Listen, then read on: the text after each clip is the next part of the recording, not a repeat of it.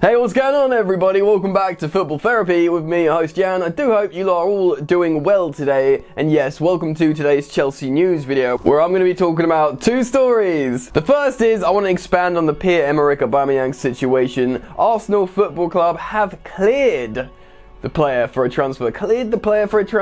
They've accepted the eventuality of a transfer. That'll do. Basically, Arsenal have pulled out of contract talks with the Gabonese striker, and they're going to let him go for the right price this summer. So I'm going to expand on that in just a moment. Also, I do want to pull up the Jadon Sancho situation again. Yes, I know it's been a while since I've spoken about it, and of course, it has been rotating constantly around football media for, I don't know, a long time. But there is a little bit of a sort of sobering wake-up call for everyone involved.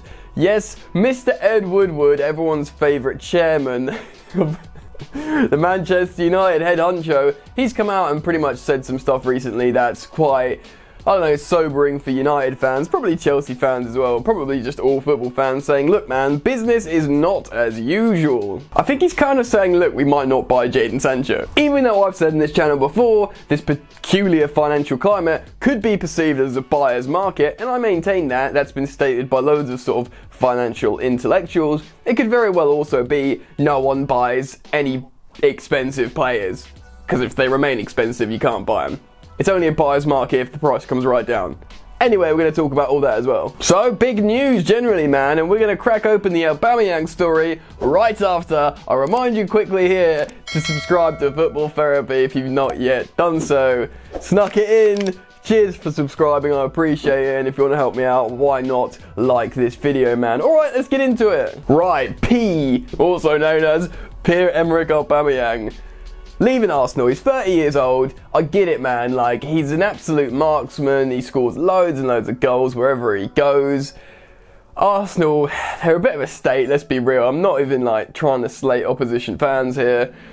They're, like, in trouble. I rate Arteta in many ways. I like the way he holds himself. I think he's got good ideas. Obviously, he's going to have taken some good ideas from Pep Guardiola. I think he's probably the right man for the job for the moment for Arsenal, at least. But they are, like, in a state, and if you've got a 30-year-old gunman like Aubameyang, he knows he's not winning any Premier Leagues. Well, he won't be in the Champions League next season. Do you know what I mean? His career is...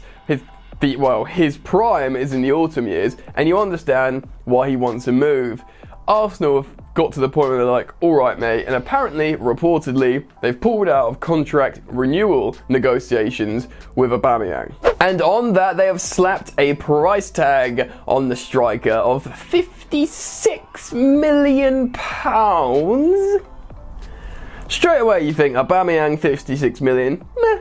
But then you think, hold on, 30 years old, 1 year left on his deal, mental financial climate. To be honest, man, Arsenal are supposed to be in a difficult spot financially at the moment.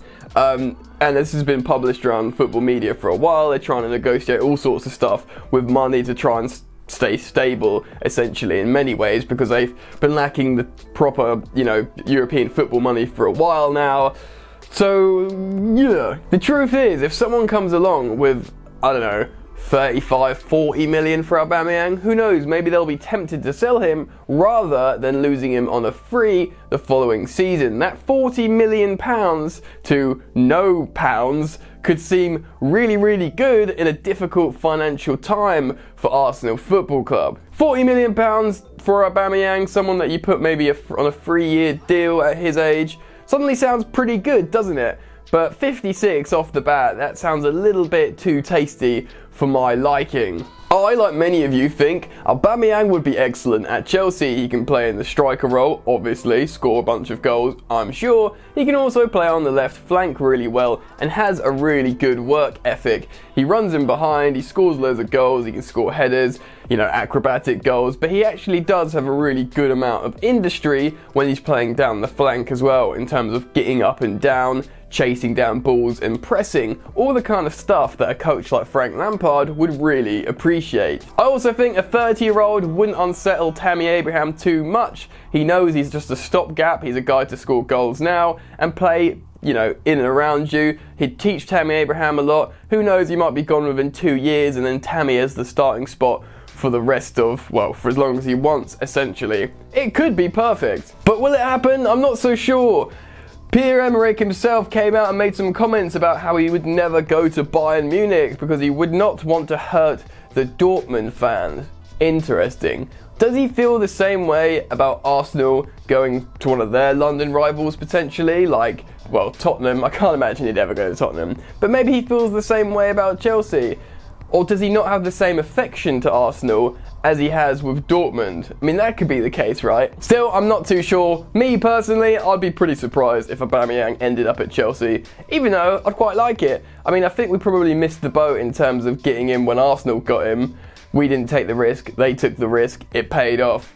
You know the rest of the story. But I don't know, if it's for the right price, goals, man, I'll take him, but I don't see it happening. Next up, Jadon Sancho, the talk of the town. It's made everyone bored and lose their minds over the last, I don't know, 12 months plus, probably. He would be the big, expensive superstar signing of the summer. Or maybe Neymar, but I don't see Neymar moving, definitely, in this financial climate. We know Dortmund are completely fine with Jadon Sancho staying at the club, playing in the front three with Haaland, Hazard. They got loads of good forwards, and they could even challenge for a Bundesliga title next season. It's possible. Lewandowski 1 year older, you know, maybe they don't get Werner, Bayern Munich, and Dortmund could be in and around the mix. And the fact is, they know, again, with this peculiar financial climate, that they could probably, well, they'd probably end up selling Sancho for a lot less than they'd like to, and they don't necessarily need to sell him. Remember, they bought him for cheap. He's just worth loads of money now. So maybe they just keep him, develop him for 1 more year till he's like the whopping age of 21.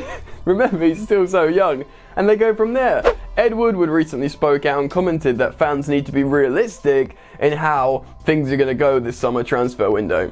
I think he wants to prepare Manchester United fans, saying, look, we can't spend 120 million on Jadon Sancho at the moment, so we might not. You know, or maybe he's saying that to not just the United fans, to world football media, to Dortmund. Maybe they're like, but we could spend 80 million on Jadon Sancho in this, you know, weird, turbulent time. The news stories regarding Woodward's comments are saying, you know, leaves door open for Chelsea, offers Chelsea chance, which I think is probably a little bit optimistic, because if Woodward's saying it, Chelsea are probably not in the safest spot. I'm not, you know, ruling out anything happening, you know, him going to United or Chelsea, or even staying at Dortmund, whatever. Anything can happen. The point being, maybe everything's not as nailed on as we thought it was. If Jadon Sancho doesn't go anywhere, if he stays at Dortmund, suddenly Chelsea are, because really Manchester United are developing something relatively good. I don't think Solskjaer's a world-class coach, but I do think he's got some good ideas, young, pacey, counter-attacking football in the Premier League, getting rid of the old guard, getting like young legs in, generally positive steps. I mean, it's not, you know, any sort of philosophical mastery or Pep Guardiola's tiki-taka or anything like that. It's kind of like pragmatism at its best. Bruno Fernandes, Pogba if he stays, Rashford, Martial, they've got good players in the United squad. So, you know, them getting Sancho would have been a concern in terms of one of Chelsea's direct competitors for perhaps behind first and second spot, you know what I mean? Suddenly, if they don't get Jadon Sancho, Chelsea look the stronger out of the two with Hakim Ziyech coming in. Because, you know, Ziyech is very, very high quality. People might not quite put him up against Sancho, but I tell you what, the guy's a baller and he's older and more experienced than Sancho. So suddenly Chelsea's front three of Abraham, Pulisic, Ziyech, I don't know, Hudson-Odoi finding form again, it's all kind of positive. So if that happens, Chelsea are kind of in a stronger position than United. We'll have to see though, but I want to get your thoughts and opinions on the two players I've spoken about. Can you see Jadon Sancho staying at Dortmund, and then perhaps Manchester United are forced to buy an alternative right winger? What do you think, or what's your stance on Pierre-Emerick Aubameyang? 30 years old, probably would cost quite a lot of money. If Chelsea buy him, they might not be able to buy another younger striker to rotate with Tammy. Let me know your thoughts on Aubameyang. And also, I want to take this point at the end of the video, or chance rather, to talk to you guys about my other channel, Jan's Yard, where I'm doing daily, that's right, I'm putting the work in every single day at 6 PM live FIFA 20 streams where I'm doing Chelsea career mode. It's loads and loads of fun. I stream about, an hour and a half to 2 hours every night, talking to you guys in the chat about football generally, about the career mode we're doing. We're building a team together and it's loads of fun, so I'd urge you guys to go check it out. I'll leave a link in the top of the description. Do go subscribe and support your boy.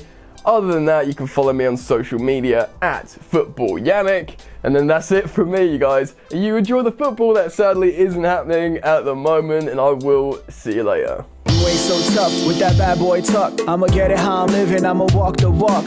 Outline my lines, I rap through thought. Body bag the verse, outlined in chalk. In my life seen trouble, hustle on the double. Silence on the trigger like my pick got a muzzle. Yo, chick like to guzzle, bad boy stay in trouble. I only love this paper, sorry I don't. I laugh me, baby.